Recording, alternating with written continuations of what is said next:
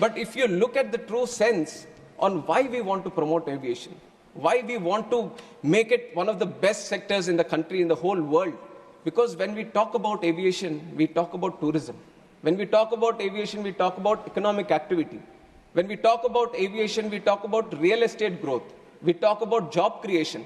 When we talk about aviation, we talk about industry. When we talk about aviation, we talk about commerce, we talk about trade. And we talk about aviation, we talk about culture. And when we talk about aviation, we talk about agriculture also. And that is why aviation is a very important nodal sector that needs to be given that push. And with this idea, I'll get some water, sir. Please. And it is with this idea that the whole aviation sector has been thoroughly, deeply understood on what the true potential India can have. And we have seen that there are multiple gaps also. Now 90,000 crores capex has been put into the infrastructure to create the infrastructure in airport infrastructure. But creating infrastructure, that itself is one challenge. And when I took the charge as a minister for this aviation, sir, I have promised the people of this country that, ma'am, thank you. Thank you. She has always been so caring, sir. Like a mother, always. Thank you, ma'am. So, when we look deep, it is not about just creating the infrastructure, but it is about connecting them also. Now, you can spend a lot of money, you can create the infrastructure, you can create more airports, but the ultimate challenge, thank you, the ultimate challenge is how do you connect? And that is where, bringing in all the aspects of the government, we created the Udan scheme, which is Uday Desh Ka Aam Nagrik. Through the Udan scheme, the challenge of these airlines, because it is a market-driven industry, where they feel there might be a non-viability in running a route, the government has taken the responsibility a little bit on himself, and it has said that why don't we provide the viability gap funding? It was the first time that it has been done at such a large scale. And through the Udan scheme, now we have started 609 routes in the country in just 8 years span of time. Nowhere in the world you would have seen such a scheme, which has been run by the government itself, so that the non-viable routes, the airlines can come and start the routes and facilitating the routes. And we have operationalized 86 airports under Udan. And out of these 86 airports, 20 were underserved, but 66 airports were totally unserved. What I mean by unserved is that not a single flight was going to these airports. But that was a challenge the government has taken up. Now we have constructed the airports, but we have to start the airline connectivity also. And through the Udan scheme, we have given the viability gap funding, and we were able to run all these airports. We were giving them those connections, which was very, very required for the people of that state or of that region or of the airport. And we have operationalized 86.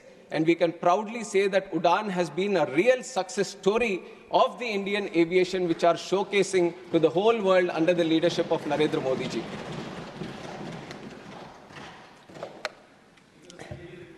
And why I say the whole world, sir?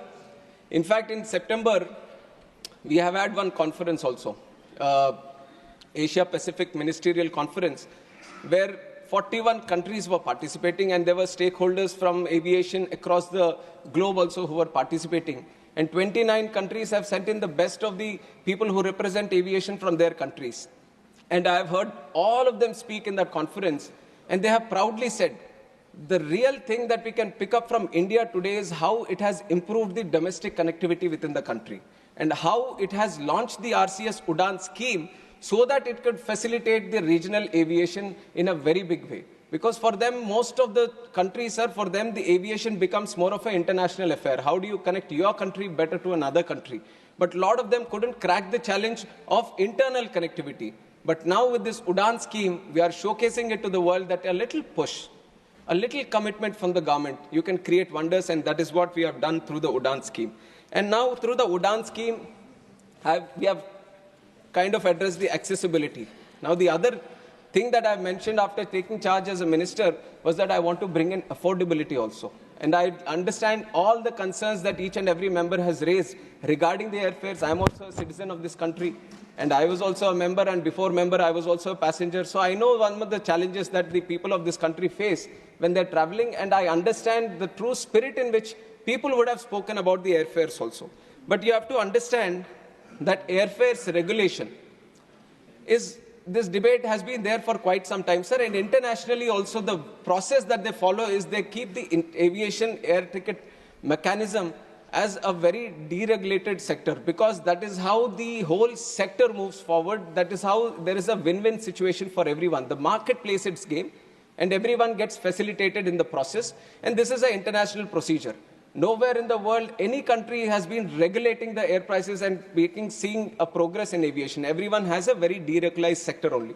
And in fact, in our country also, at one point of time, there was a regulation on the airfares through the Air Corporations Act. Now, when was this Air Corporations Act taken out? It was in the year 1994 that the then government, that the then leaders thought, if the aviation needs a real push, then we have to deregulate, and that is when the deregulation happened. In 1994, the Air Corporations Act was taken away, in which it was mentioned that air caps need to be capped. So after that, it has been a free market. It has been a market with a dynamic airfare mechanism happening. And now, if you see, I have another report also, because many reports have mentioned, and we have done, I have also been thoroughly studying on the airfare mechanism.